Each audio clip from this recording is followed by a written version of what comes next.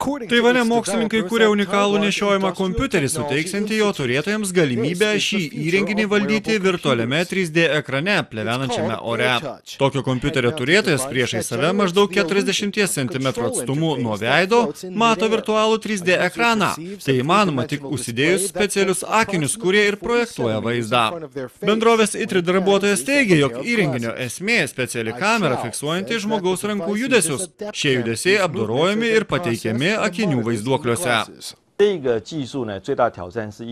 Didžiausia šios technologijos metamas iššūkis ant galvos tvirtinamas prietaisas. Ekranas atsiranda tiesiai prieš vartotojo akis, kamera fiksuoja jo rankų ir pirštų judesius.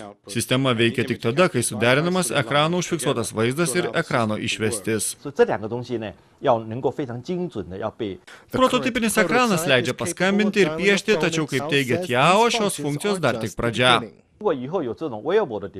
Ši nešiojama įranga bus pritaikoma bet kur, nes ekranas perregimas. Jis neblokuoja aplinkinio pasaulio vaizdo. Tokio kompiuterio turėtojas galės siųsti žinutes ar naršyti internete, bei tuo pačiu metu bendrauti su aplinka. Kūrėjai tikisi, jog prekiauti AirTouch bus pradėta po 2 metų. Skaičiuojama, jog kaina sieks apie $500.